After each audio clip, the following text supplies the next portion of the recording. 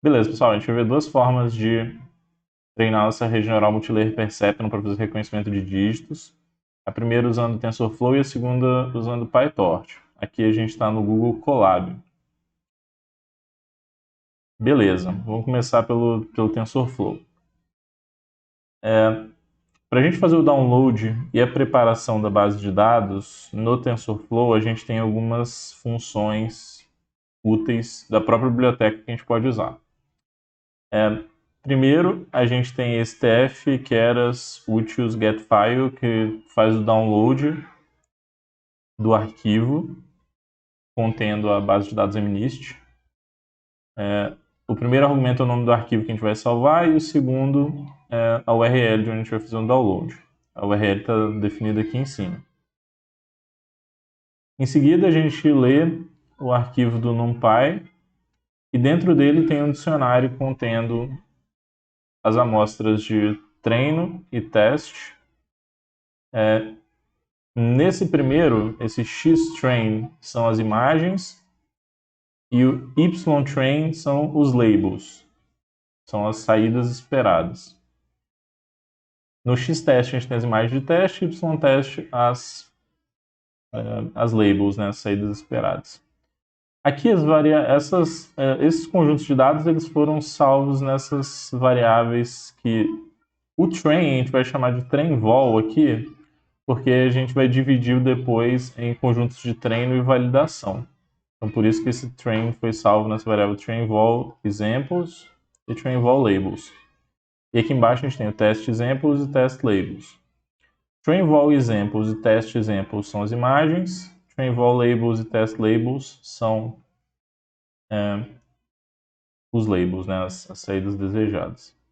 Aí só para ver se está tudo funcionando, a gente dá um print aqui nos tamanhos e no tipo do trainVol examples e o tipo do trainVol examples também. Beleza. Para a gente visualizar, aqui tem um códigozinho para a gente visualizar algumas imagens de exemplo e acima das imagens o valor do label, né, para cada uma delas. Beleza. E agora, aqui nessa célula, a gente tem de fato a preparação do dataset. O que a gente vai fazer aqui? A gente vai fazer um conjunto de coisas. Primeiro, a gente vai começar construindo, convertendo os dados que estão no formato do NumPy para um dataset do TensorFlow. E daí para isso a gente vai usar essa função tfdata dataset from tensor slices. Ela recebe como entrada uma tupla em que o primeiro elemento são os dados de entrada e o segundo elemento as saídas. E ele espera que esses dados de entrada e as saídas estejam no formato do NumPy, né? Sejam NumPy arrays. E daí ele converte isso para o formato de dataset, formato de base de dados do TensorFlow. Então a gente faz esse processo para o conjunto de treino e validação e para o conjunto de teste. Eu vou falar já sobre essa questão do conjunto de validação, né? Só um segundo. Aqui a gente tem alguns parâmetros extras, a gente vai treinar a nossa rede e avaliar em batches de tamanho de 2048. São batches muito maiores do que normalmente é usado, normalmente a gente usa 32, 64. Mas como a base MNIST, na base as imagens são bem pequenas, 28 por 28, a gente consegue treinar usando esses batches grandes. E nessa base específica, usar batches grandes faz com que o processo de aprendizado seja mais rápido. Beleza. A gente quer embaralhar a nossa base de dados toda vez que a gente treinar. Para a gente fazer isso no TensorFlow, a gente vai usar essa função shuffle, que eu marquei aqui embaixo. O shuffle ela recebe como argumento um tamanho de buffer, que aqui a gente definiu como 4096, o dobro do tamanho do batch. O que essa função shuffle vai fazer é o seguinte. Ela vai criar um buffer desse tamanho e cada posição do buffer vai armazenar uma imagem. Inicialmente o buffer vai ser preenchido com imagens com dados, amostras aleatórias do dataset. Então vão ser 4.096 imagens aleatórias do dataset. Sempre que for construído um batch, vão ser selecionadas imagens aleatórias de dentro desse buffer. E sempre que você remover uma imagem do buffer para colocar num batch, você vai substituir aquela amostra por uma nova de dentro do dataset. Você vai pegar uma outra do dataset e colocar ali naquele lugar. Então é só uma forma de randomizar a forma que a gente vai construir os batches, né? Uma forma de randomizar as amostras que vão ser usadas para preencher os batches. Beleza, para fazer a divisão do conjunto de treino e validação em dois conjuntos, o que de fato a gente vai usar para treinar e o de validação, a gente vai fazer o seguinte. Aqui primeiro a gente vai começar definindo os tamanhos dos conjuntos de treino e de validação. O treino vai ser 80% das amostras desse conjunto train-vol. É o que originalmente era o treino da MNIST, né, mas que a gente chamou de train-vol. Então a gente vai pegar 80% das amostras e vai usar para treinar a rede. O restante a gente vai usar para fazer validação. O que é validação e por que isso é importante? A gente conversou que quando a gente treina uma rede neural, pode acontecer, ou na verdade qualquer método de machine learning, né, pode acontecer do método se especializar muito no conjunto de treino, ele ficar muito bom no conjunto de treino, e acontecer o fenômeno que a gente chama de superajuste, né, overfitting. Ele passa a prestar atenção em todos os detalhes do conjunto de treino para maximizar a performance dele, só que esses detalhes às vezes eles não são generalizáveis, né, tipo, não vão ser coisas que vão servir para qualquer dado ou para dados diferentes do mundo real. E a gente conversou que para avaliar se o que o modelo aprendeu vai funcionar com dados novos, a gente usa o conjunto de teste. Só que, se a gente treinar o nosso modelo e testar, avaliar no conjunto de teste e perceber que não ficou bom e começar a repetir esse processo várias vezes, tipo, não ficou bom, aí eu vou ajustar os meus parâmetros e vou treinar de novo e ver a performance no conjunto de teste. Aí repito, e vai repetindo, vai ajustando o parâmetro e testando no conjunto de teste. Pode ser que eventualmente a gente vai chegar a gente vai fazer overfitting dos parâmetros de calibração. A gente vai ajustar os parâmetros de forma que eles maximizem a performance no conjunto de teste. Só que daí quando chegam dados novos que são diferentes do treino e do teste, talvez ele não vai funcionar bem. Porque a gente escolheu os parâmetros que são ótimos, que são muito bons para aquele conjunto de teste específico. Então, para evitar esse tipo de situação, a gente usa, na verdade, 3 conjuntos. O de treino, de validação e de teste. O de treino é o que a gente, de fato, usa para treinar a rede. O de validação é esse que a gente usa para avaliar se o aprendizado foi geral, levou uma solução geral, e para fazer calibração de parâmetros. Então, a gente usa o conjunto de validação para isso.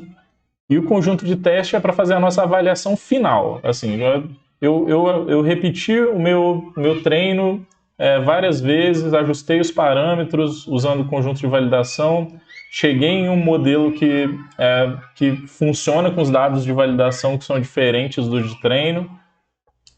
E daí, depois de fazer tudo isso, agora eu vou testar com dados completamente diferentes dos outros, que é o conjunto de teste, para ter certeza que isso vai funcionar com dados novos, né? Então, a ideia de ter essa divisão em 3 conjuntos é por isso. O de treino a gente usa para treinar, o de validação a gente usa para avaliar se o treino foi geral, se chegou em uma solução, se a rede funciona com dados diferentes do de treino, né? E para fazer calibração de parâmetros, a gente tentar encontrar os parâmetros que maximizam a performance nesse conjunto que é diferente do de treino. E o de teste é usado no final de todo o processo, depois que a gente já fez calibração de parâmetros e treinou várias vezes, apenas para ver como a rede ia funcionar com dados novos. O objetivo do conjunto de teste é simular a implantação. Assim, tipo, eu trabalhei bastante na minha rede e agora eu vou implantar. E a gente quer avaliar, estimar como ela vai funcionar quando a gente implantasse de fato, né? Quando ela começasse a rodar com dados novos. Então, para que essa estimativa seja boa, para que ela seja precisa, a gente não pode usar o conjunto de testes com muita frequência ao longo do desenvolvimento. A gente tem que fazer tudo usando os conjuntos de treino e validação. E só lá no final, de vez em nunca, bem raramente, usar o conjunto de teste para ver como estão as coisas. Porque se a gente ajustar muito o nosso processo usando o conjunto de teste, a gente pode chegar em uma solução que é boa para esse conjunto de teste, mas não funciona no caso geral. E a gente quer evitar isso. Beleza. Então aqui a gente definiu os nossos tamanhos, a gente definiu que a gente vai tirar o nosso conjunto de validação de dentro do conjunto de treino, e a gente vai dividir o conjunto de treino em dois. O que de fato a gente vai usar para treinar e o de validação. Beleza. Então a primeira coisa que a gente vai fazer é usar o shuffle para embaralhar o nosso dataset, embaralhar as amostras. E daí é aquele negócio que eu conversei com vocês, né? Ele recebe o tamanho do buffer aqui e esse embaralhamento é feito usando esse buffer. No TensorFlow, a forma como a gente opera com os datasets é o seguinte. Dentro da classe dataset, a gente tem um conjunto de métodos tipo shuffle, batch, take, prefetch. Todos esses métodos, eles produzem como saída outro dataset.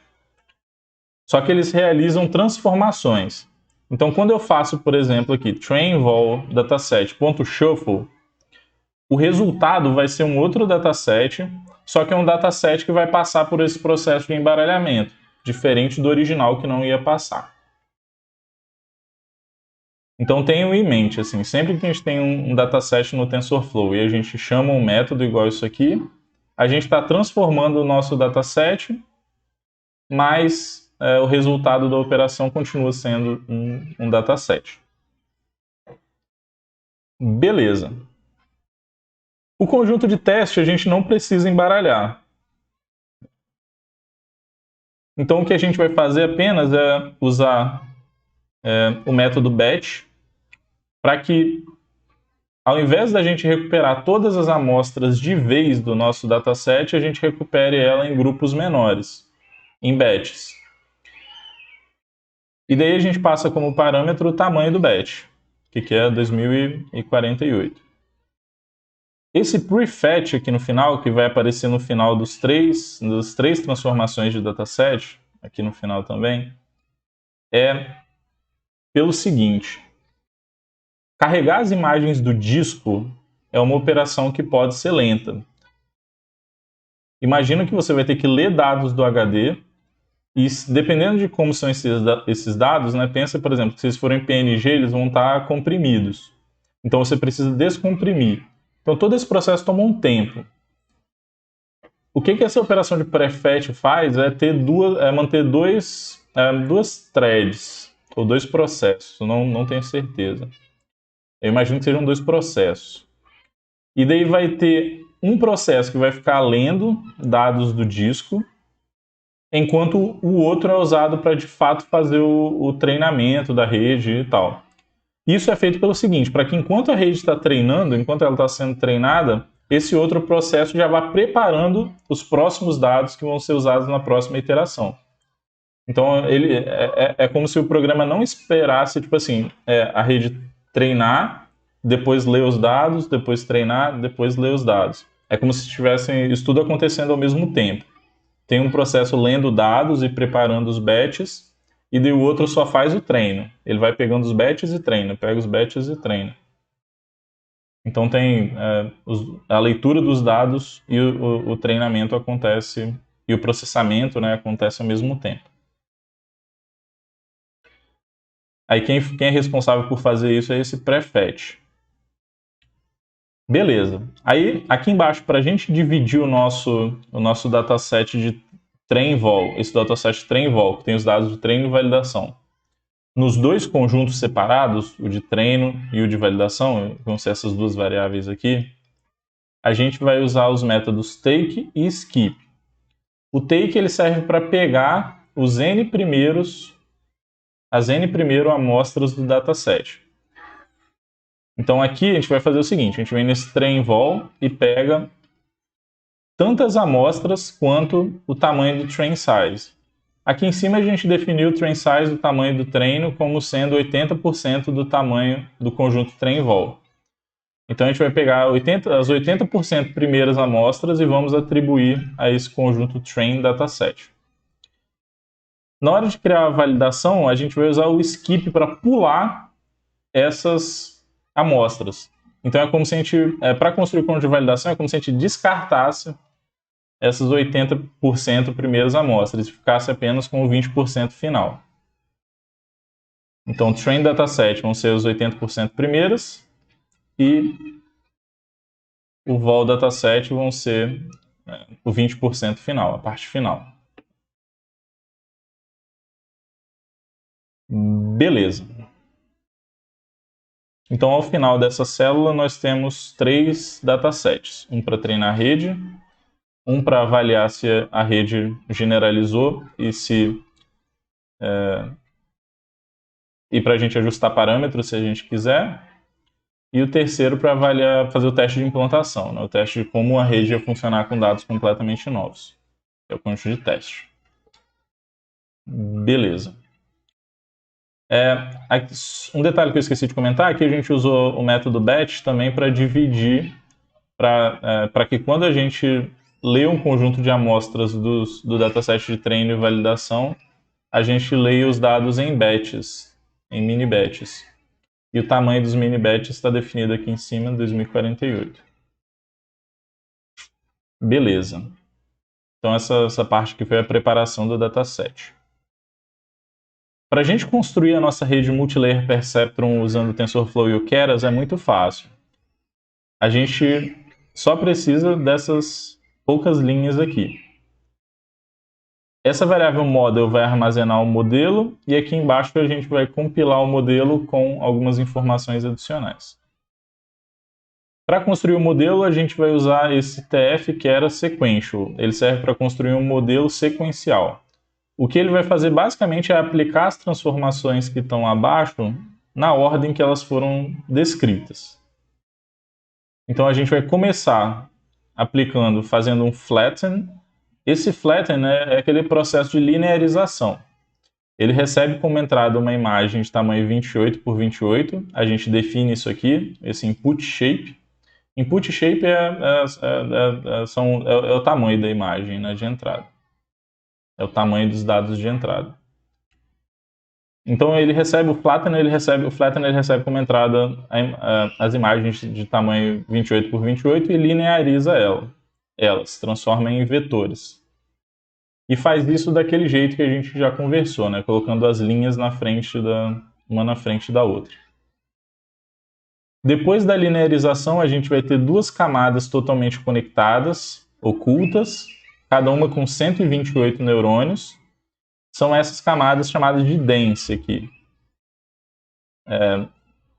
Em outros frameworks e até em outras partes do Keras, isso é chamado de fully connected. São camadas totalmente conectadas. Esse número diz quantos neurônios a gente vai ter, então nós vamos ter 128 neurônios nessas duas camadas. E a função de ativação que a gente vai usar é a ReLU, aquela que a gente já conversou. Aí, por último, depois dessas duas camadas ocultas, a gente vai ter a nossa camada de saída, totalmente conectada também, e a gente vai ter tanto os neurônios quanto o número de classes. Como a gente tem 10 dígitos possíveis, os valores de 0 até 9, nós vamos ter 10 neurônios aqui na última camada. Na nossa conversa anterior, a gente falou que depois da última camada, a gente usa uma função softmax. Só que aqui a gente não vai fazer isso porque a função de erro que nós vamos usar depois, ela espera que os dados não tenham passado pela softmax ainda. Ela tem Essa função que a gente vai usar, ela tem uns tratamentos internos para evitar problemas numéricos e para calcular o erro eficientemente, assim, mais rápido. E ela faz isso, e para fazer isso ela ela espera que os dados não tenham passado pela softmax ainda. Beleza. Aqui embaixo, então essa aqui é a nossa definição do nosso modelo. Aqui embaixo a gente vai compilar o modelo com informações adicionais. Primeiro a gente vai definir qual é o nosso otimizador, a gente vai usar o Adam. O Adam é o que é o mais usado hoje em dia. A gente falou do Stochastic Gradient Descent, tradicionalzão, na nossa última conversa. O Adam ele é uma versão do descida de gradiente com tratamentos adicionais para que o método consiga escapar de mínimos locais. É isso, basicamente. Acho que não vale a pena entrar muito mais em detalhes, não. Depois a gente vai definir a função de erro, que a gente vai usar o nosso categorical cross entropy, aquele que a gente já conversou. Esse parâmetro from logits serve para informar que a saída da rede não passou pela softmax ainda. A gente tem a opção de adicionar uma softmax no nosso modelo e aqui colocar from logits igual a false. Só que quando você usa from logits igual a true, o método funciona mais rápido, ele é mais eficiente. E tem alguns tratamentos para evitar divisão por zero e coisas desse tipo. E outros problemas numéricos. Tipo números virando infinito, coisas desse tipo. Se vocês observarem, tem a palavra sparse aqui no começo, né? Sparse categorical cross entropy. No TensorFlow, a gente tem a função que é só categorical cross entropy, desse jeito. Esse sparse, ele é usado quando a saída da rede é um vetor com tantas posições quanto o número de classes, que é o nosso caso. A gente tem 10 neurônios, cada um vai produzir um número, então a saída da rede é um vetor de 10 posições. Só que as saídas esperadas são apenas um número indicando qual é a classe certa. Se a gente olhar ali em cima, na forma como os nossos dados estão... Eu acabei não mostrando, mas aqui na figura dá para ver. Ó. Em cima das fotos tem as saídas esperadas. As saídas são números. Esses números não estão em formato one-hot, igual a gente conversou. São de fato números. São 5, 0, 4, 1, 9. A gente não tem um vetor de zeros só com 5 aceso na primeira imagem. Ou na segunda imagem o vetor de zero só com a posição 0 com 1, né? Eles não estão em formato one-hot. E daí por isso que a gente usa esse sparse categorical cross entropy. Porque a saída é um vetor de 10 posições, a saída da rede, mas a saída esperada é um número apenas. É apenas um número inteiro indicando qual é a classe certa. Beleza. Para a gente treinar a nossa rede neural, a gente faz model.fit. E daí a gente passa como parâmetro o dataset que a gente vai usar para treinar. No caso, nós vamos treinar usando o conjunto de treino, né? O dataset de treino. Aí aqui a gente diz quantas épocas. Lembrando que as épocas é quantas vezes a gente vai treinar o dataset inteiro.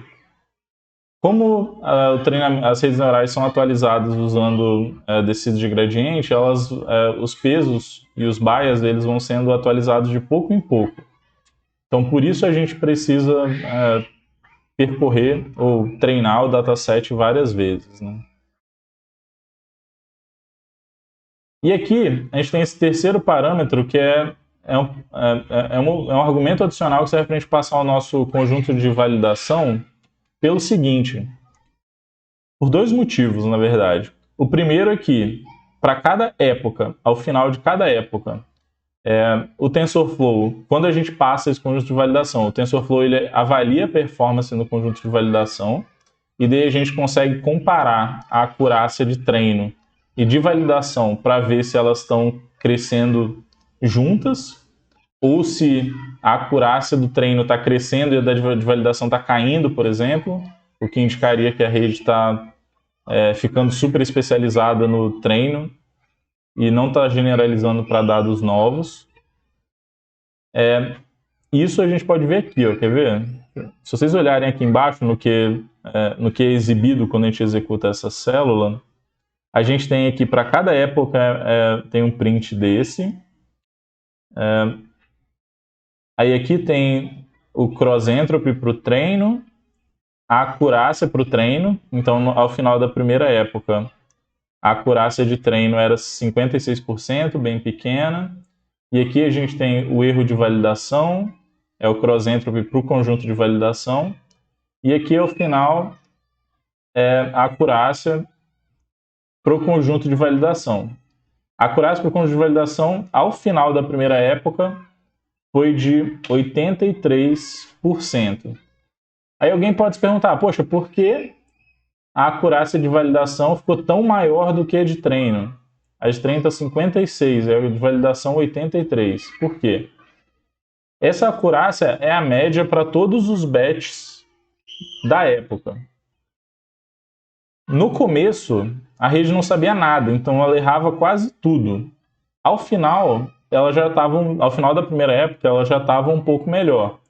Esse conjunto, a avaliação para o conjunto de validação é feito ao final da época, então depois de treinar todos os batches. Já essa acurácia para o conjunto de treino é a média enquanto a rede vai sendo treinada. No começo, como a rede errava muito, esses erros do começo jogam a média para baixo, fazem essa média ficar menor. Se a gente tivesse feito essa avaliação do conjunto de treino ao final da primeira época, depois de treinar tudo, é provável que as duas acurácias ficassem bem próximas, a de treino e a de validação. Elas ficaram diferentes apenas porque a de treino é a média ao longo do treinamento e a validação é feita ao final da época. Então é meio esperado, assim, né, que principalmente nas primeiras épocas que que a de validação seja um pouco maior do que a de treino. Mas depois de um tempo as coisas vão estabilizando, assim, o treino passa a progredir, a acurácia de treino passa a aumentar mais devagar e a de validação fica muito parecida, né? Beleza. E daí um segundo motivo para a gente passar esse conjunto de validação é o seguinte: esse método FIT, que serve para fazer o treinamento da rede neural, ele retorna um histórico de como o treino evoluiu. E daí a gente pode pedir ele para armazenar várias métricas. E ele armazena essas métricas para os conjuntos que a gente passa como argumento para o FIT. Então aqui no caso a gente vai armazenar o cross entropy que a gente pediu aqui em cima. E eu até tinha esquecido de falar, mas aqui no último argumento do compile tem uma métrica adicional, que é a acurácia, né? É aqui que a gente diz que a gente quer também reportar a acurácia. E daí ele reporta esses dois valores, o cross entropy e a acurácia, para os dois conjuntos, o de treino e o de validação. E esse histórico das métricas ao longo do treinamento é retornado pelo método FIT. A gente está armazenando aqui nessa variável history. E a gente pode usar isso para fazer um gráfico que é muito útil para avaliar como o treinamento evoluiu, né? Vamos descer aqui ao final das épocas que a gente tinha colocado ali, das 50 épocas. Aí beleza. Aqui a gente vai usar aquele history para produzir esses dois gráficos. O gráfico da esquerda ele mostra como o erro evoluiu ao longo do treinamento e o da direita mostra como a acurácia evoluiu. Se vocês observarem, para o conjunto de validação o erro começou menor e a acurácia começou maior. Isso acontece por aquele fator que eu conversei com vocês, que a primeira avaliação no conjunto de validação é feita depois da primeira época de treinamento. Então, por isso que ele já começa ele meio que já começa com a rede já um pouco treinada, né? Por isso que o erro de validação começa mais baixo e o acerto começa mais alto. A avaliação é feita depois da primeira época de treinamento.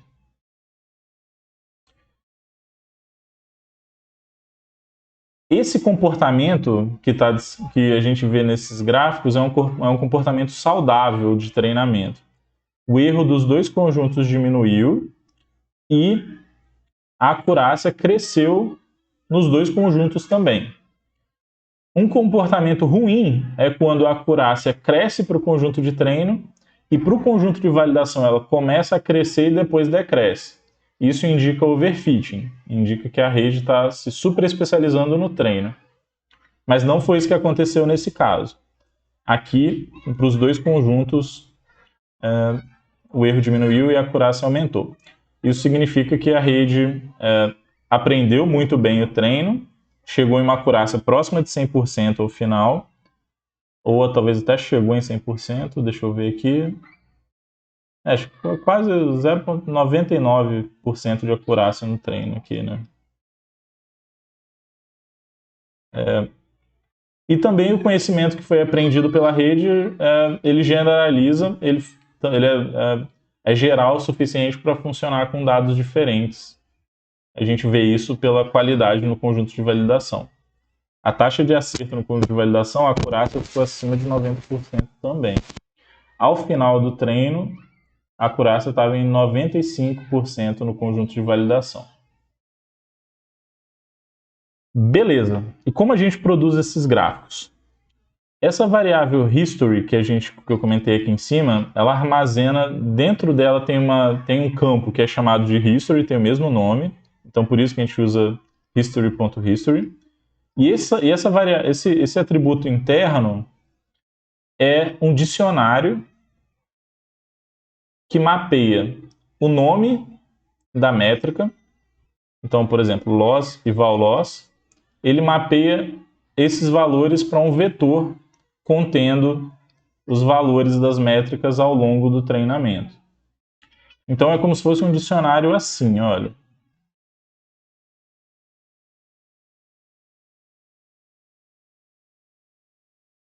Imagina que a gente tem loss e aqui a nossa lista de como o erro evoluiu. Talvez começou alto, 90, e foi diminuindo depois. 2 e assim por diante. E daí a gente tem isso para cada uma das nossas métricas. Tem loss, que talvez seja mais ou menos a mesma coisa. Aí vai ter o accuracy.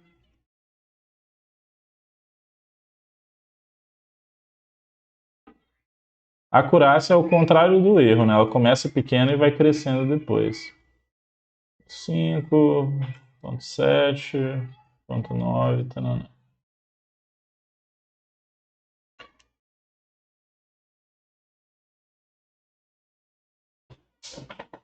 Beleza.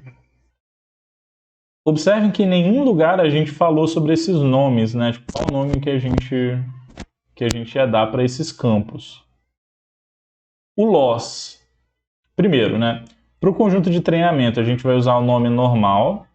Para o conjunto de validação, a gente não, né? O TensorFlow usa o nome normal das métricas. Para o conjunto de validação, ele usa o mesmo nome, só que ele adiciona val underline antes. Então, se a gente tem o loss, a gente vai ter o val loss. Se a gente tem a acurácia, a gente vai ter o val sparse categórico accuracy. Então, sempre para o conjunto de validação, a gente vai ter um campo que vai começar com val underline, e para o conjunto de treino vai ser sem nenhum prefixo. Sempre, quando a gente usa o fit, a gente vai ter pelo menos o campo loss, que é a medida de erro que é usada para treinar a rede. Quando a gente usou o compile, a gente cadastrou uma métrica adicional. A gente disse que a gente também estava interessado em acompanhar o valor dessa métrica, do sparse categórico accuracy, que é a acurácia. Então, por isso ele adicionou esse campo adicional. Aí dentro do dicionário, além do loss, a gente tem essa outra métrica que a gente cadastrou lá no compile, que a gente registrou que a gente queria usar. Beleza. Então temos aqui os nossos gráficos. É sempre bom fazer esse gráfico, porque com ele a gente consegue ver se aconteceu overfitting e também se aconteceu underfitting. Underfitting é quando a rede não consegue, ela não tem capacidade o suficiente para aprender nem os dados de treino. E daí o resultado disso seria que, por exemplo, a acurácia nunca passaria de, sei lá, 50%, 60%. A gente também consegue ver, olhando para esse gráfico, algumas outras coisas.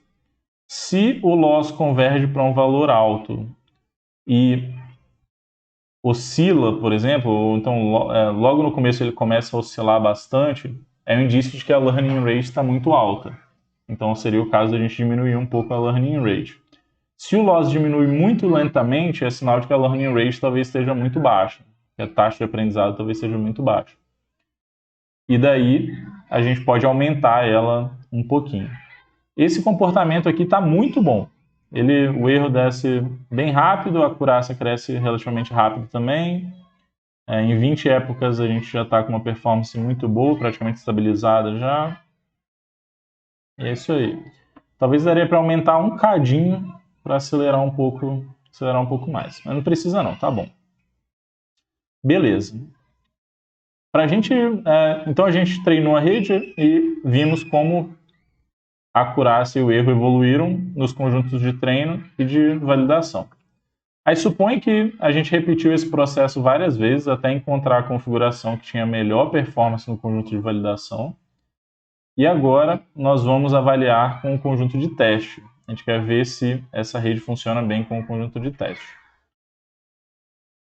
Para fazer isso, nós usamos o método evaluate, model.evaluate, é um método da nossa própria rede, e daí a gente passa como argumento o conjunto de teste. E ele produz como resultado o erro e a acurácia que a gente cadastrou lá quando a gente compilou o modelo. A gente disse que também estava interessado na acurácia. E daí aqui a gente consegue ver que a acurácia no conjunto de teste ficou em aproximadamente 94%. 93,75%, para ser mais preciso. Que é uma acurácia muito boa, né? Para 94% das imagens ele acerta a classe. Aí essas células finais, elas servem apenas para a gente produzir alguns exemplos depois que o modelo foi treinado. Então, para começar, nós vamos pegar algumas amostras do nosso dataset de teste. Então, a gente vai usar esse asNumPy iterator para a gente construir um iterador que retorna amostras como arrays do NumPy. E esse método next é usado para recuperar um batch do nosso dataset de teste como um array do NumPy. E daí o resultado dele aqui são as imagens e os labels.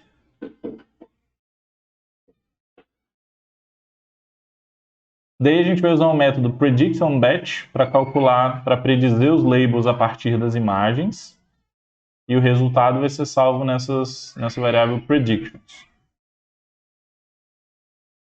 E aqui no final a gente mostra o tamanho da variável predictions. O predictions vai ser uma matriz que vai ter 2048 linhas. Por que 2048? Porque é o tamanho do nosso batch. E a gente vai ter 10 colunas, uma para cada classe. Então, cada uma dessas linhas representa a predição da rede, a saída da rede, as probabilidades para cada uma das 10 classes.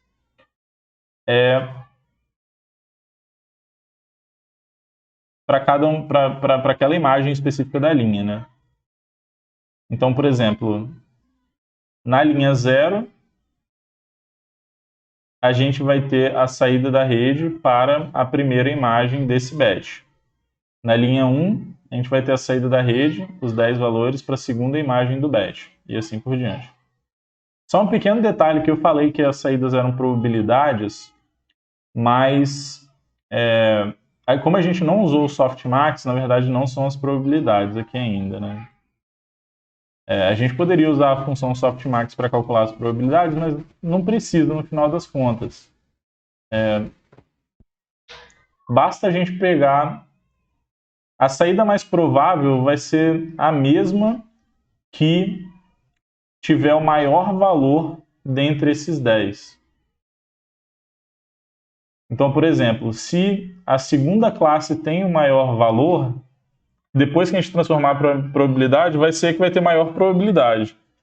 Então, para a gente saber qual classe que foi predita, qual classe que a gente deve responder, a gente pode pegar pegar apenas aquela que tem o maior valor, mesmo que a gente não tenha usado a softmax ainda para transformar em probabilidades. Beleza. A gente vai ver como faz isso aqui nessa próxima célula, né?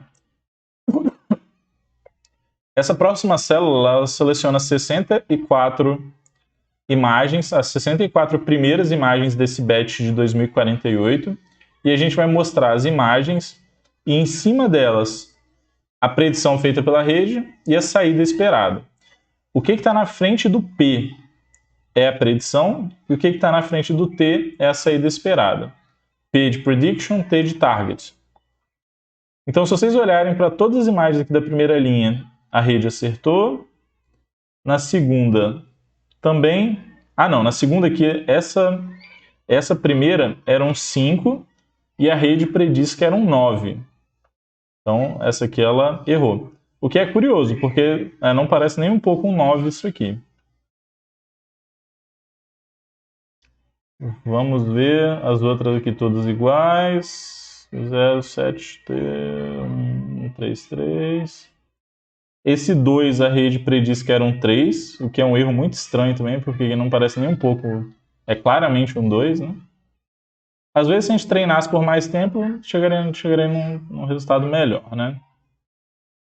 Esse 4 aqui é um que seria um pouco mais esperado que a rede errasse, né? Porque esse aqui tá bem disforme, né? Mas ela foi capaz de acertar que era um 4. Beleza. Na segunda aqui, beleza também. 7, 7, 8, 9, 2, 3. Tá vendo? Esse último aqui também é bem curioso. Ela prediz como um 2, sendo que claramente é um 3. São erros curiosos. Beleza. E como a gente produz esse gráfico, né? A gente usa o subplot para produzir esse grid de gráficos, esse grid de imagens, né? Aí, para a gente selecionar qual foi a saída com que a rede acha que é a classe mais provável, a gente vai usar a função argmax do NumPy. O predictions ele é essa matriz de tamanho 2048 por 10, e daí aqui a gente está pegando a iésima linha. Na iésima iteração do for, a gente está pegando a iésima linha do predictions. E daí para selecionar a classe mais provável, a gente usa a função argmax. A função argmax ela retorna a posição do vetor que tem o maior valor. Então, se a segunda posição, por exemplo, é a que tem maior valor, o resultado do argmax vai ser 2. Se for a quarta posição que tem maior valor, o resultado do argmax vai ser 4. E assim por diante. Aí o resto é bem padrão, né? O IMShow a gente usa aqui embaixo para mostrar as imagens, a iésima imagem, e o title para colocar a classe e o target em cima das imagens, como título. E é isso, nada muito complicado, né? Se vocês olharem, no final das contas, são relativamente poucas linhas de código que a gente precisa para treinar uma rede neural usando TensorFlow e Keras. O TensorFlow ele também permite que a gente construa essas redes usando uma interface de mais baixo nível, mas o Keras ele é muito conveniente. O Keras é uma interface de mais alto nível. O PyTorch ele tem uma biblioteca nova que chama Lightning, que meio que faz o papel do Keras. Mas o Keras é ainda mais conveniente, na minha opinião, né? Para quem está começando, assim, não precisa... quem está começando pode abstrair os detalhes de implementação das redes e de como o treinamento é feito, essas coisas. Usar o Keras é muito conveniente. E para quem estiver fazendo coisas padrão, né? Um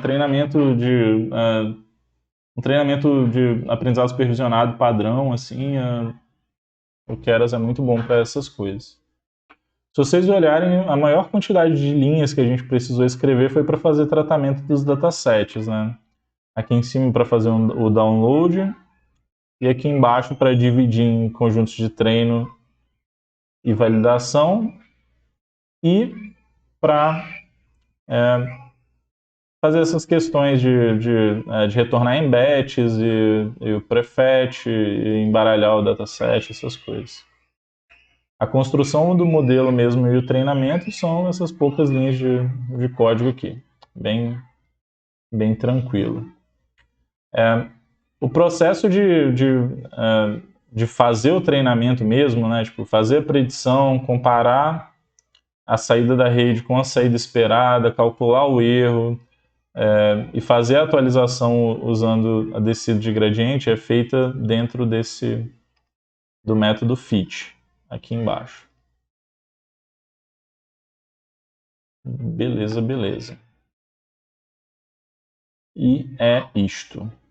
Aí agora a gente vai ver como a gente faz a mesma coisa com o PyTorch. Como eu comentei com vocês, a gente tem o Lightning, que é esse framework para fazer as coisas em mais alto nível, mas eu não vou usar ele aqui. Se vocês quiserem conhecer mais, tem esse link aqui embaixo. Vocês podem procurar lá que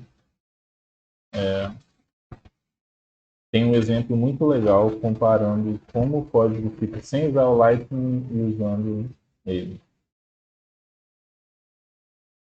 Beleza. O começo é bem parecido com o TensorFlow. No PyTorch a gente também tem essa ideia de dataset. Para a gente baixar o dataset da MNIST usando as ferramentas do PyTorch, a gente usa essas duas primeiras linhas aqui. E a gente vai usar o mesmo esquema do que nós usamos com o TensorFlow. A gente vai ter um conjunto que a gente vai usar para... A gente vai dividir o conjunto de treino original, a gente vai dividir em treino e validação. E o de teste a gente vai usar para fazer a avaliação final mesmo. Aqui a gente usa essa mesma classe, que é do próprio PyTorch, está dentro do módulo datasets. Aqui em cima a gente importa ele, está no Torch Vision, dentro de datasets. O Torch Vision é uma parte do PyTorch focada na parte de visão, né? Ele tem funcionalidades para esse tipo de processamento de imagens e coisas desse tipo. Beleza. Quando a gente constrói o dataset, a gente tem que passar alguns argumentos. O primeiro é a pasta, onde os dados vão ser armazenados, ou onde eles já existem. Se a gente quer baixar o conjunto de treino ou de teste, no primeiro caso, a gente coloca train igual a true, e no segundo, train igual a false, porque é o conjunto de teste. Na primeira linha, a gente vai definir também... a gente também precisa dizer se a gente vai baixar, se a gente quer que o dataset seja baixado. Na primeira linha, a gente coloca então download igual a true. Na segunda, isso não é necessário, porque nesse primeiro aqui, quando ele faz o download na primeira linha, ele já baixa os dois conjuntos, o de treino e o de teste. E daí, por último, a gente pode especificar uma ou mais transformações que nós podemos aplicar nos dados. Aqui a gente vai fazer apenas uma transformação. A gente vai converter as imagens para o tipo tensor do PyTorch. O PyTorch, quando ele baixa a base de dados MNIST, ele carrega as imagens como imagens do tipo PIL. O PIL é um tipo de uma biblioteca do Python, que é um Pillow. Pillow igual de travesseiro em inglês. É uma outra imagem junto com, é uma outra biblioteca junto com o OpenCV que é usada bastante para o processamento de imagens também, em Python. Mas aí a gente quer converter essas imagens desse tipo para o tipo tensor do PyTorch. E daí para fazer isso a gente a gente aplica essa transformação aqui no final. Esse Transforms é uma biblioteca dentro do PyTorch também, dentro do TorchVision, na verdade. Desculpa, dentro do TorchVision, na verdade. Então a gente importa aqui em cima.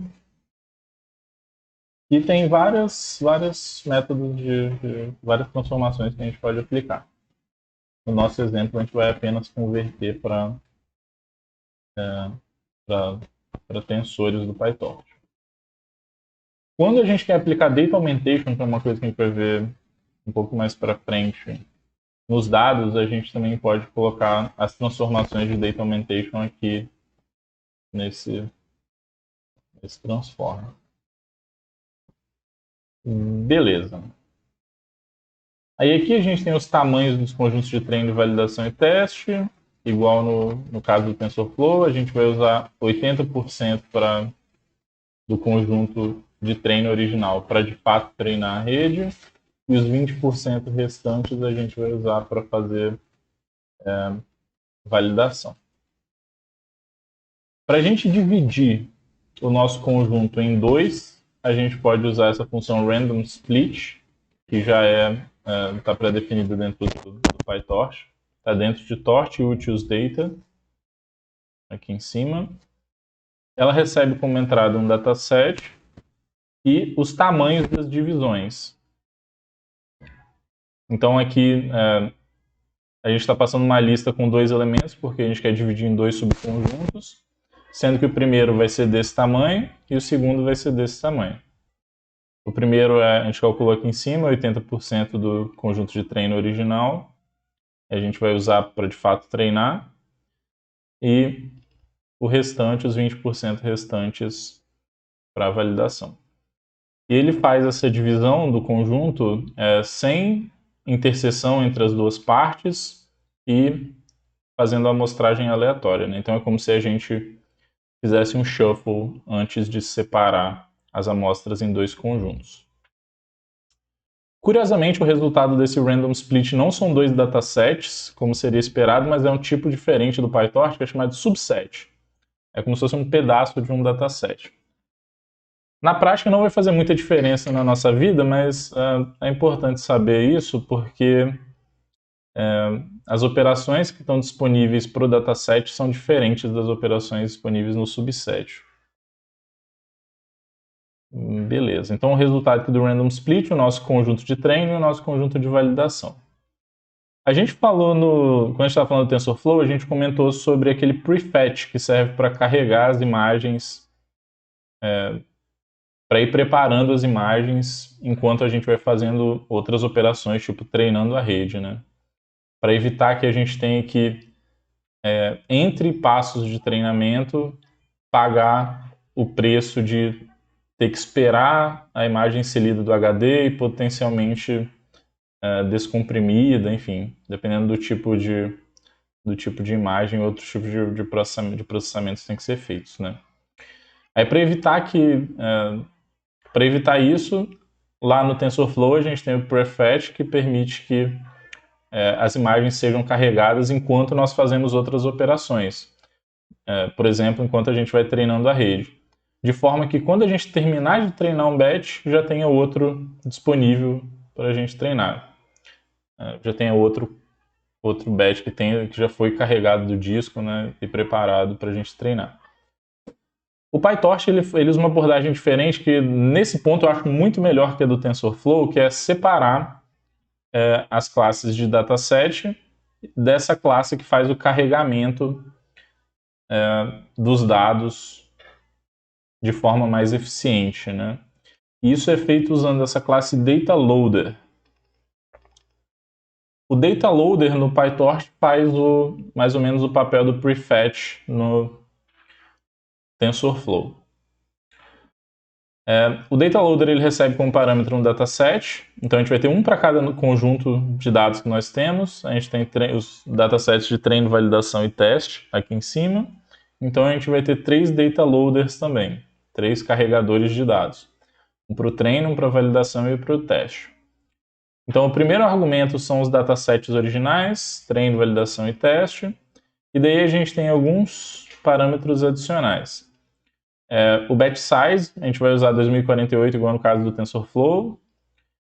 A gente pode escolher embaralhar os dados ou não. No caso do treino isso é importante, mas no caso da validação e teste não. Eu botei true aqui honestamente porque eu fiz Ctrl+C, Ctrl+V e eu esqueci de apagar. Mas não era necessário fazer shuffle na validação e no teste. E o último parâmetro é o número de processos que a gente vai usar para carregar os dados. Aí nós vamos usar 2 para os 3 loaders. Beleza. Aí no final das contas, quando a gente for fazer as operações com a nossa rede neural, o que a gente vai usar não vai ser mais essas classes de dataset que a gente criou aqui em cima, mas a gente vai usar esses data loaders daqui de baixo. Isso aqui que vai ser o importante para a gente. Vocês podem pensar nos data loaders como se fosse uma casca ao redor do dataset que provê essa funcionalidade adicional de carregar os dados de forma eficiente, né? Beleza. Aí eu falei bem do Torch, devido a essa separação de datasets e do data loader.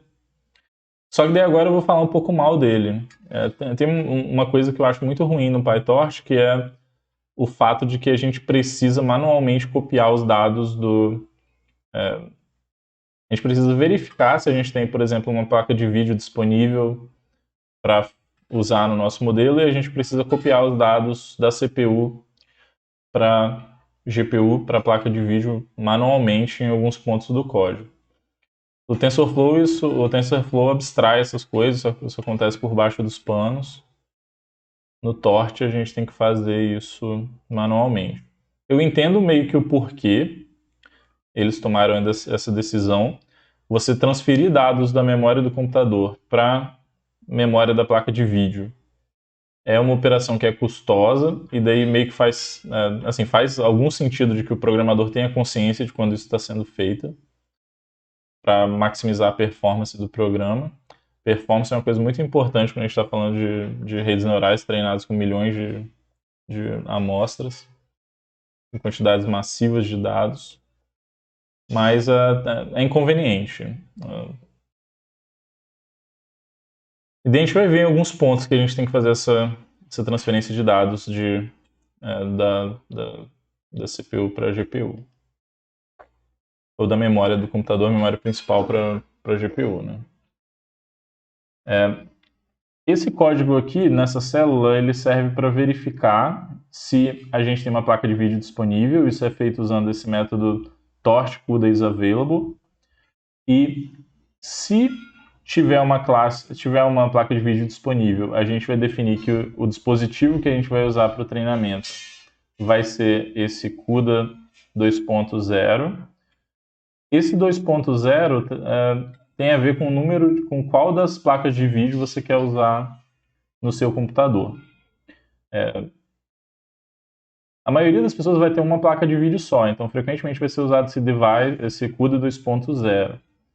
Se uma pessoa tiver duas placas, aí vão ter duas opções, vai ser 2.0 e 2.1. Se tiver 4 placas, vai ser 0, 1, 2 e 3.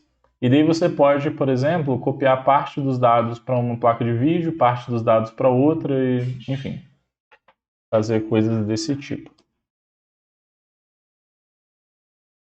Beleza. Se a gente não tiver uma placa de vídeo disponível, aí a gente coloca apenas o CPU aqui no final, como nosso dispositivo. Beleza. Aí no final a gente printa o nosso device. Observem que aqui apareceu o CUDA 2.0, indicando que a gente tem uma placa de vídeo disponível pelo seguinte. No Colab a gente pode executar o código usando alguns ambientes diferentes.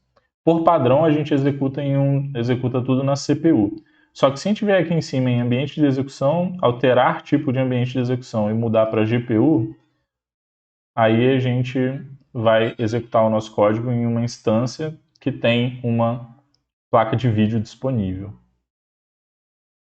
Como esses computadores são cedidos gentilmente pelo Google de graça, né, até um limite de graça, para evitar sobrecarregar os servidores deles, é uma boa ideia você só mudar esse ambiente de execução quando seu código estiver pronto. Enquanto estiver em preparação, é melhor a gente manter em known aqui para usar a CPU, né, usar a instância de computação mais simples, para evitar sobrecarregar os servidores deles, né? Eles já estão fazendo a gentileza de ceder isso de graça para a gente. Beleza. Continuando então, para gente, esse gráfico aqui mostra alguns exemplos de imagens com os labels acima. Para a gente recuperar um batch de imagens a partir desse data loader que nós criamos aqui em cima, a gente inicializa um iterador usando o iter e usamos o next para recuperar, basicamente para invocar o iterador uma vez, né, para a gente recuperar o primeiro batch. E daí o resultado está aqui no images e labels. Ambos são tensores do PyTorch. Ok.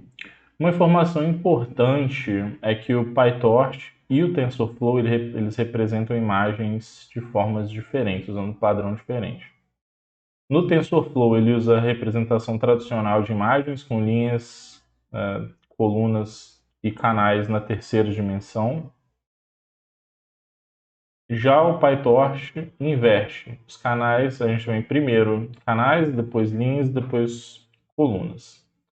Na prática é uma coisa que não faz tanta diferença, é só um cuidado que a gente precisa ter na hora de manipular essas imagens. No caso da MNIST, essa base de dígitos manuscritos, como a gente está trabalhando com imagens em tons de cinza, isso praticamente não faz diferença. Para a gente isso não vai ter efeito.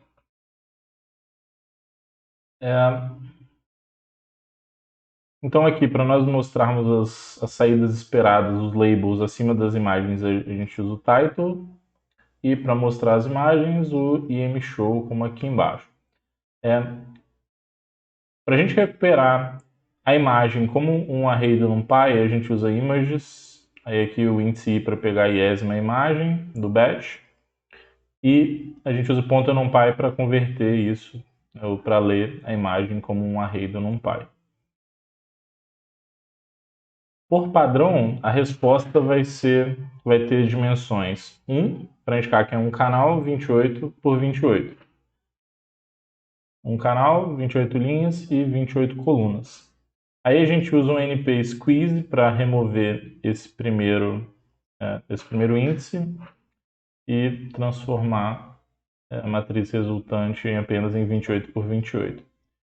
Se a gente não fizer isso, a função IMShow resulta em erro, porque ela espera ou 3 canais, alguma coisa tipo isso, 28, 28 por 3, ou apenas, quando a gente tem um canal só, uma matriz apenas de 28 por 28, por exemplo.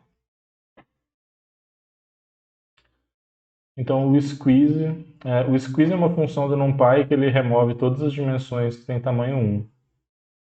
E daí a gente fica só com as restantes. Se a gente tivesse, por exemplo, um batch com imagens de um canal e com 28 linhas e 28 colunas, o resultado da aplicação do squeeze seria 28 por 28, por exemplo. Beleza. Observem que como a gente não recuperou o valor de dentro do tensor, aqui na hora de mostrar o label, a gente usou apenas o str para converter para string. E nós mostramos o iésimo label, o que aparece acima é um tensor com o valor dentro. Mas isso não é problema, isso apenas indica que o labels é um tensor. Beleza. Então, a construção da base de dados é basicamente isso aqui em cima. É um pouco mais simples do que com o TensorFlow, e devido à separação entre a base de dados e essa classe que faz o carregamento dos dados, na minha opinião, fica mais organizado, né? Para a gente construir o modelo, é muito simples também com o PyTorch. Assim como no TensorFlow, a gente também consegue construir um modelo, a gente tem também interfaces de mais baixo nível, se a gente precisar fazer coisas especiais com o nosso modelo. Mas para o caso comum, que é o que a gente está fazendo aqui, esse caso mais simples de aprendizado supervisionado, usando uma rede simples, uma multilayer perceptron, a gente pode usar essa interface de mais alto nível, ela é suficiente. Se vocês compararem, é realmente muito parecido com o TensorFlow. A gente tem essa classe sequential, que é responsável por compor várias camadas e aplicar elas em sequência. E daí as operações que a gente aplica são as mesmas do TensorFlow. A gente primeiro lineariza as imagens, transforma de matriz 2D para um vetor. Então nós aplicamos uma camada totalmente conectada, que aqui no PyTorch a gente pode representar como uma camada linear seguida de uma ReLU. No PyTorch, a gente precisa especificar o tamanho da entrada e o tamanho da saída. Então aqui, nessa camada, nós temos 128 neurônios de saída e a entrada é uma imagem linearizada de tamanho 28 vezes 28. Aí, depois de aplicar essa camada linear, a gente usa a não linearidade ReLU. Aí a gente tem outra camada não linear, dessa vez a entrada é 128, o mesmo tamanho da saída da camada anterior, da camada linear anterior. E a saída também 128, duas camadas ocultas. E por fim, aí uma ReLU também, depois. Por fim, uma camada oculta, uma camada de saída, que recebe como entrada um vetor de 128, o mesmo tamanho da saída da camada anterior, e tem 10 neurônios, né? Produz uma saída de tamanho 10. Então tem essa pequena inconveniência aqui no PyTorch, que a gente precisa especificar o tamanho das saídas e das entradas. Já com o Keras ele consegue inferir as entradas a partir do tamanho da saída da camada anterior. Aqui a gente precisa especificar. Beleza. O que essa camada linear faz é apenas multiplicar os pesos pelas ativações da camada anterior. Então é a nossa camada totalmente conectada. A diferença é que ela não aplica não linearidade, diferente do TensorFlow, que a gente tem a opção de especificar qual não linearidade a gente vai aplicar. Aí, para compensar esse fato, a gente aplica não linearidade depois, né? A ReLU aqui nesse caso. Da mesma forma que no TensorFlow, a gente não precisa usar softmax no final do modelo, e a gente não deve usar porque a nossa função de erro, que a gente vai definir já já, ela espera que as entradas não tenham passado pela softmax ainda. Beleza. Se a gente fizer um print para mostrar nosso modelo na tela, o que aparece é isso aqui. Tem uma descrição do nosso modelo. Aí tem as operações aqui e o tamanho das entradas e saídas para cada uma delas. Beleza. Eu comecei a usar o PyTorch essa semana, então talvez seja possível especificar um tamanho da entrada aqui, igual no TensorFlow, e talvez com isso a gente não precise especificar esses tamanhos de entrada e saída toda vez, né? Mas eu não sei ainda, né? Estou começando a trabalhar com PyTorch agora. Beleza. Ok. Aí depois que a gente cria o nosso modelo, né, como a gente quer usar a GPU, a gente precisa enviar esse modelo para a nossa placa de vídeo. Aí para fazer isso a gente tem que usar esse método to e especificar para qual dispositivo nós vamos enviar. Device é dispositivo em inglês. Aí esse device é esse que a gente construiu aqui em cima, né, que se tiver uma placa disponível a gente diz que a gente vai usá-la, que vai a gente seta o nosso dispositivo para ser esse que usa CUDA. Senão a gente usa a nossa CPU. CUDA é a tecnologia da NVIDIA que permite desenvolver programas que rodam na placa de vídeo. É bem legal. Eu já fiz uns programas em CUDA. Não é bem fácil, relativamente fácil de fazer para quem conhece programação paralela. Beleza. Ok. Aí aqui tem a nossa principal célula do PyTorch. Aqui a gente vai fazer o treinamento e a avaliação com o conjunto de validação.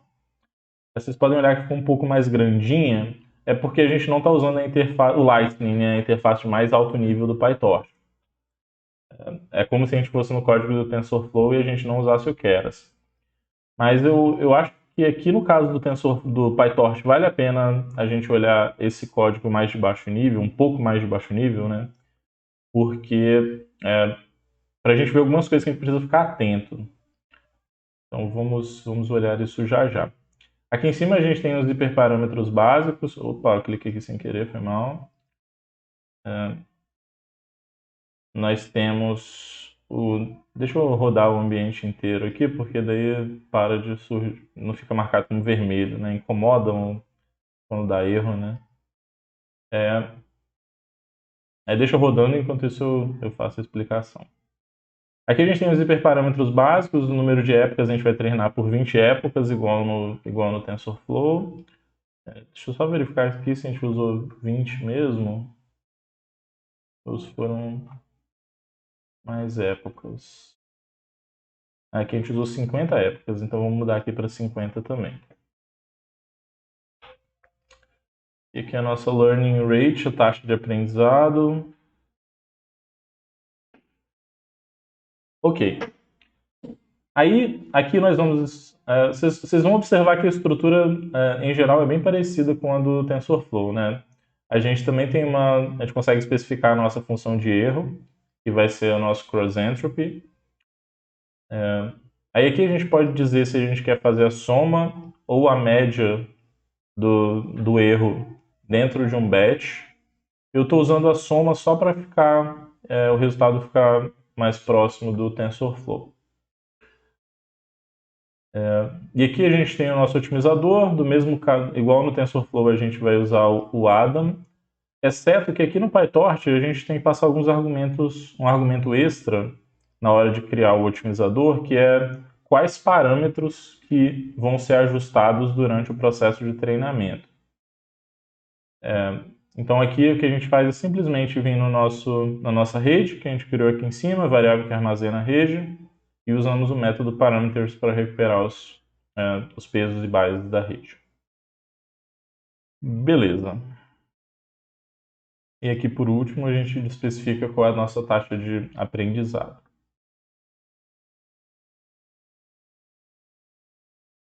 Beleza. Aqui alguns vetores que são necessários para a gente armazenar o erro de treino, a acurácia de treino, o erro de validação e a acurácia de validação, para a gente conseguir produzir aquele mesmo gráfico que a gente produziu com o TensorFlow. E daí agora a gente vai começar o nosso loop principal. Esse loop principal ele tem duas partes. Uma primeira parte que é responsável pelo treinamento e uma segunda por fazer a avaliação usando o conjunto de validação. Aí aqui isso aqui não é necessário, beleza? Porque eu já estava fazendo isso aqui embaixo. Eu vou falar sobre isso em um segundo. Então o nosso loop de treinamento a gente repete por n épocas. essas variáveis train loss e train hits. O train loss vai armazenar a soma do erro ao longo de todo o treinamento para todos os batches. E o train hits, a taxa, o número de amostras classificadas corretamente para todos os batches também de treinamento. Aí aqui tem uma primeira diferença que a gente tem entre o PyTorch e o TensorFlow. Quando a gente vai começar um processo de treinamento, a gente precisa colocar a rede em modo de treinamento. Então a gente coloca net.train. Quando a gente vai fazer uma avaliação usando conjunto de validação ou de teste, daí a gente tem que colocar a rede em modo de avaliação. E a gente faz isso usando net.evolve, igual aqui embaixo. Então é importante ter isso em mente. Se eu não me engano, no TensorFlow a gente também precisa fazer isso quando a gente usa a interface de mais baixo nível. E eu não sei, pro PyTorch, o que essas funções fazem por baixo dos panos. No TensorFlow, eu lembro que tem coisas parecidas com essa, que são importantes para alguns tipos de camadas que mantêm estado, que tem informação interna, tipo o batch norm, batch normalization. Eu não vou entrar muito em detalhes do que essas camadas fazem, mas o que é importante ter em mente é que para cada amostra, essas camadas internas, elas atualizam essas camadas que eu comentei, tipo batch norm, elas atualizam os seus valores. E a gente não pode atualizar nada da nossa rede usando os conjuntos de validação e teste. A gente só pode usar o conjunto de treino para fazer atualizações na rede. Atualização dos parâmetros, né? Então, essa mudança de estado do modelo, né, a gente colocar ele em modo de treinamento ou em modo de avaliação, é importante para distinguir esses dois momentos. E para prevenir que essas camadas, esses tipos de camadas que têm estado, que armazenam informações internas quando a gente usa uma amostra como entrada para a rede, para evitar que elas sejam atualizadas. A gente só quer atualizar durante o treinamento. Na avaliação, a gente não quer atualizar nenhum parâmetro da rede. Beleza. Então aqui a gente coloca a nossa rede em modo de treinamento. E aí a gente tem um loop que repete para cada batch do conjunto de treinamento. Aqui a gente usa o nosso data loader de treinamento, aquele que a gente criou lá em cima. Quando a gente usa essa sintaxe, for images targets in train data loader, o que vai ser feito é o seguinte: a cada iteração do for, o data loader, esse train.ds, ele vai produzir um batch de imagens e labels, e daí esse batch de imagens vai ser atribuído a essa variável images, e os labels associados, né, os labels de cada uma das imagens, vai vir para essa variável targets. Como a nossa rede está na placa de vídeo, a gente tem que enviar os nossos dados para a placa de vídeo também. Então a gente tem essas duas linhas aqui que a gente precisa fazer. Images to device para mandar as imagens para a placa de vídeo e targets to device para enviar os labels, as saídas esperadas para a nossa placa de vídeo. Em seguida, depois de fazer isso, que agora vão ser os passos realmente, os passos de treinamento, né? Os passos de treinamento vão ser esses aqui. Inicialmente, a gente precisa zerar os valores dos gradientes que potencialmente estavam armazenados ou que, enfim, que existiam dentro do nosso otimizador. De certa forma, a gente vai dar um reset no otimizador, né? Resetar os gradientes. Aí a gente vai usar o nosso modelo para calcular, para produzir estimativas a partir das imagens de entrada. E daí o jeito que a gente faz isso é simplesmente colocando, usando a nossa rede como se fosse uma função. A gente coloca a rede, a variável que armazena a rede, entre parênteses os dados de entrada. Então aqui a gente está, o que a gente está fazendo aqui é um forward, usando as imagens como entrada para a rede, calculando as ativações dos neurônios, até chegar lá no final. O preds, aqui essa variável, armazena as predições, são as saídas da última camada. Em seguida, a gente usa a nossa função de erro, que a gente criou aqui em cima, a nossa cross entropy, para medir a diferença, para calcular o erro das predições em relação às saídas esperadas. E daí o resultado do erro aqui vem para o loss. E daí, a partir do loss, a gente usa esse método backward para calcular os gradientes do erro em relação aos parâmetros da rede. Esse backward é que é o responsável por, do final até o começo, ir calculando as derivadas parciais do erro em relação aos pesos e bytes. Uma vez que os gradientes foram calculados, que as derivadas parciais foram calculadas, a gente pode dar um passo com o nosso otimizador.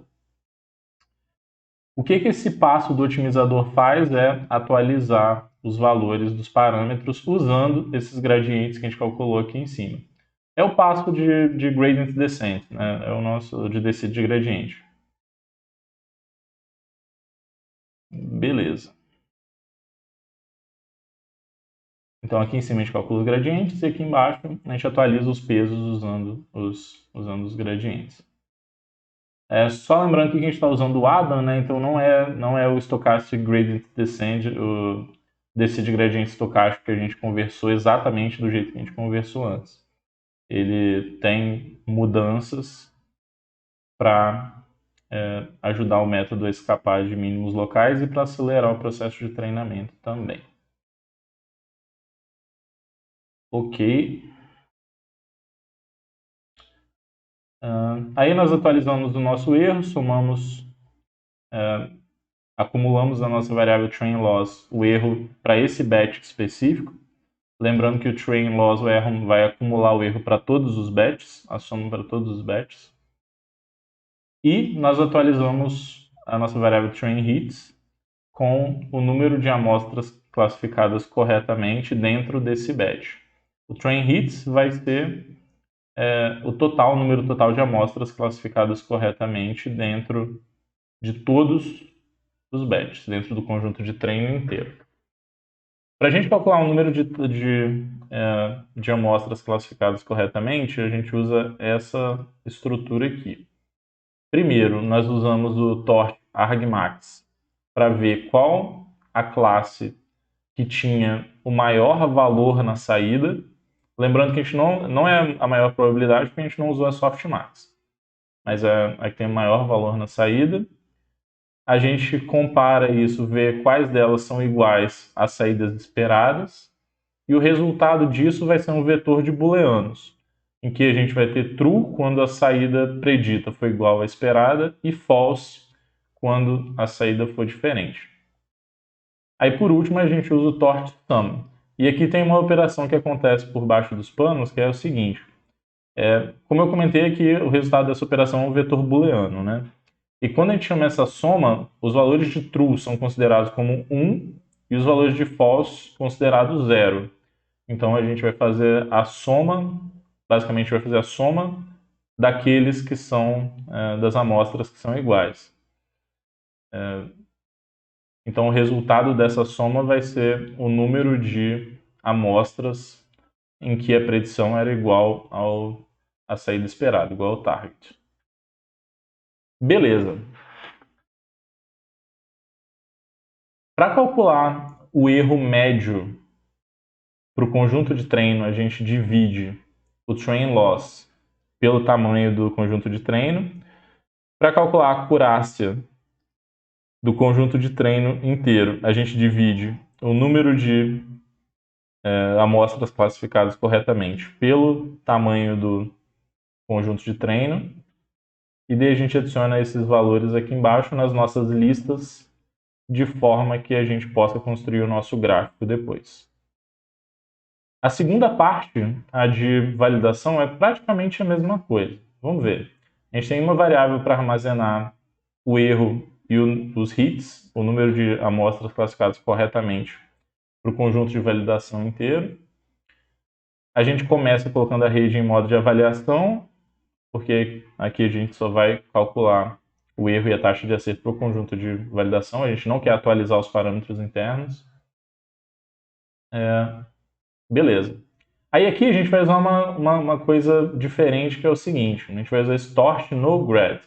Pelo seguinte, quando a gente cria esse ambiente, usando esse with torch no grad, a gente está dizendo que tudo que tiver aqui embaixo e indentado vão ser operações do torch para as quais a gente não vai guardar, a gente não vai calcular os gradientes, a gente não vai guardar a infraestrutura necessária para calcular os gradientes.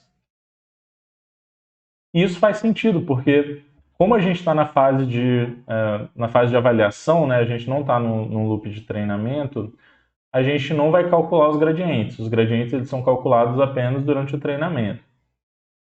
Então, por isso, a gente usa essa estrutura para que não seja necessário alocar recursos e realizar operações relacionadas ao cálculo dos gradientes. Beleza. Aqui embaixo é o nosso loop de validação. Vamos ver o que ele faz. A gente itera sobre o nosso dataset de validação usando aquela mesma estrutura que a gente usou acima. Aqui a gente está usando o nosso data loader, o nosso carregador de dados de validação. E lembrando que a cada iteração do for ele vai carregar um batch. Aí as imagens vão estar nessa variável images e as saídas esperadas na variável target. Igual no caso do treino, a gente precisa enviar os nossos dados para a placa de vídeo. Então a gente usa esse toDevice para enviar os dados para lá. Calculamos as saídas a partir das imagens, usando a nossa rede neural aqui, como se fosse uma função. Daqui o resultado disso são as nossas predições. Usamos a nossa loss function across entropy, que a gente definiu ali em cima, para calcular o erro das predições em relação às saídas esperadas. E esse resultado é armazenado na variável loss. E daí a gente acumula na variável valLoss o erro para esse batch. Lembrando que o valLoss é a soma do erro para o conjunto de validação inteiro. E no valHits a gente acumula o número de amostras classificadas corretamente nesse batch. Lembrando que o valHits é a soma para o conjunto de validação inteiro. Esse valor aqui que está à direita é o número de amostras corretas para esse batch específico aqui. Aí, ao final, a gente tem a mesma coisa, né? Para saber o erro médio no nosso conjunto de validação, a gente divide a soma do erro de validação pelo tamanho do conjunto. Fazemos, para saber a acurácia do conjunto de validação, a gente divide o número de amostras classificadas corretamente pelo tamanho do conjunto de validação. Aí aqui a gente tem os vetores val-losses e val-accuracies que a gente usa para guardar como o erro de validação e a acurácia de validação evoluiu ao longo do treinamento. Por fim, depois de dar uma passada no conjunto de treino, treinando a rede, e uma passada no conjunto de validação, calculando o erro e a acurácia de validação, do conjunto de validação, a gente mostra na tela a nossa época atual, o erro no conjunto de treino, o erro médio, a acurácia no conjunto de treino, o erro médio no conjunto de validação e a acurácia no conjunto de validação. Aí aqui embaixo é o que aparece na tela. Como eu já tinha clicado para executar antes de atualizar para 50 épocas, ele só fez 20. Então vamos executar isso aqui. Quando a gente vem aqui em ambiente de execução e escolhe executar após, ele vai executar essa célula, que foi a que a gente atualizou o número de épocas de 20 para 50, e todas que vêm depois. Então vamos fazer isso.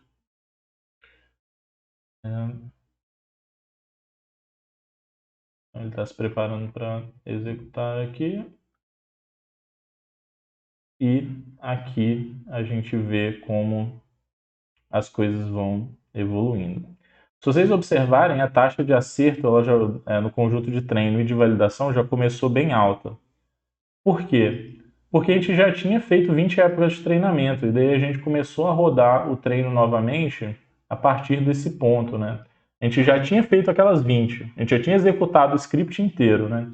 E daí quando a gente pede ele para executar daqui para frente, o que ele vai fazer é continuar. A rede não é resetada, né? Ela não é reinicializada do zero. É como se a gente estivesse continuando o treinamento fazendo mais 50. E não é isso que a gente quer fazer, né? Vamos então recriar a nossa rede aqui em cima e novamente, para recriar a rede é só executar a célula daqui de cima de novo e vamos executar a pós aqui novamente.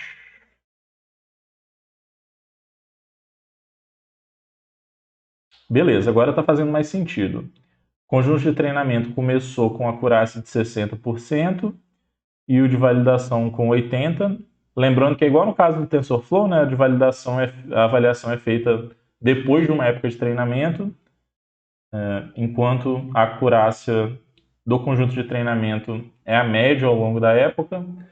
Então, como nas primeiras amostras a rede erra bastante, esses erros puxam a média para baixo no conjunto de treinamento.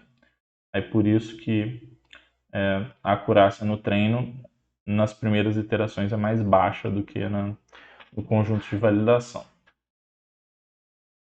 Beleza. Aí ele vai rodando ele, está bem devagarzinho, porque a gente não mudou o ambiente de execução para usar a nossa GPU. Aí agora a gente vai ter que reexecutar tudo desde o começo, porque a gente precisa atualizar o nosso dispositivo aqui em cima, né?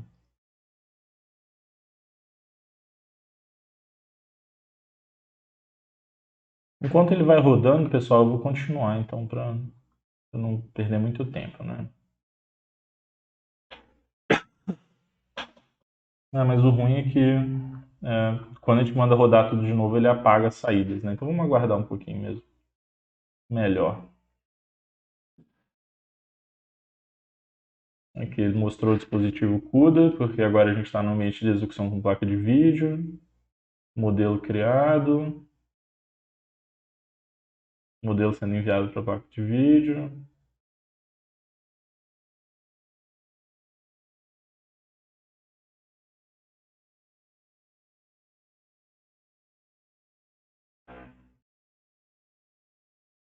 É o nosso treinamento. Ainda está bem lento. Talvez eu estou fazendo alguma coisa errada ainda nessas coisas de copiar as coisas para a placa de vídeo. Como eu comecei a usar o Torch essa semana, foram só algumas horas que eu dediquei a isso. Talvez ainda estou fazendo alguma coisa errada. Porque no TensorFlow ele é extremamente mais rápido, o treinamento. Então eu vou ver aqui o que está. Vou ver depois o que está acontecendo e eu aviso para vocês. Por que daqui ser mais. Tá mais lento. Deixa eu ver se eu consigo executar outro ao mesmo tempo, daí eu mostro para vocês a diferença. Eu vou rodar esse do TensorFlow para mostrar para vocês a diferença de desempenho. Ah, não dá, só dá para usar um de cada vez com o Colab se não for Premium.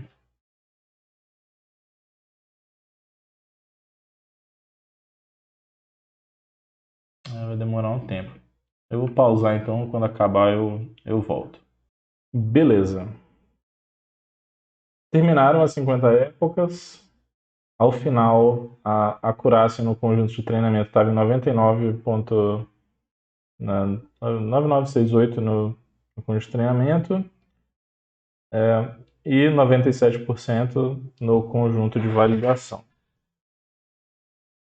Aqui embaixo a gente tem os nossos gráficos de evolução da acurácia e do erro. Como a gente armazenou manualmente os erros de treino e de validação e as acurácias de treino e validação em listas, né? Fazer o plot é bem tranquilo, né? A gente só precisa fazer o plot mesmo passando as listas como argumento. E aqui estão os gráficos. Beleza. Então, também, da mesma forma que no TensorFlow, aí os gráficos mostram um comportamento saudável no treinamento. O treino se aproxima de 100%, a validação não cai depois de um certo ponto, o erro caiu para os dois conjuntos, tudo foi muito, muito suave. Beleza. Aí aqui embaixo a gente tem um loop igual aquele de avaliação do conjunto de validação. Para a gente avaliar no conjunto de teste, a performance final foi de 97% no conjunto de teste. Eu vou colocar um link aqui embaixo de um vídeo que mostra como estruturar esse tipo de código para evitar repetições. É um canal muito bom, eu fugi o nome agora, mas é um canal que fala sobre refatoração de código em Python e ele tem alguns vídeos específicos sobre refatoração de um projeto de Data Science, eu vou linkar aqui embaixo.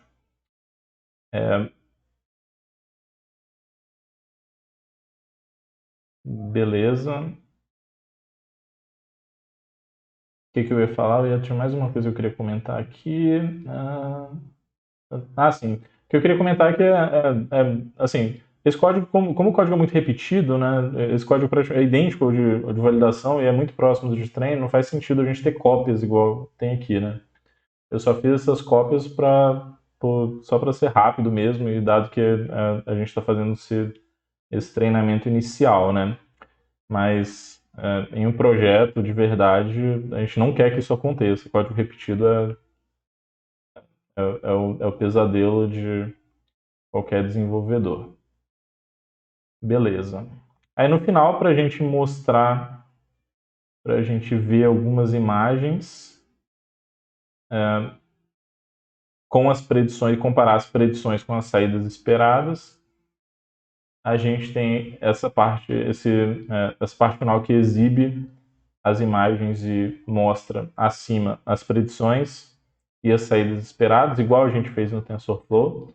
A diferença é que aqui a gente vai usar o último. Deixa eu ver aqui. Exato. A gente vai usar o último batch que a gente produziu aqui no conjunto de teste. A gente tem o nosso loop do conjunto de teste.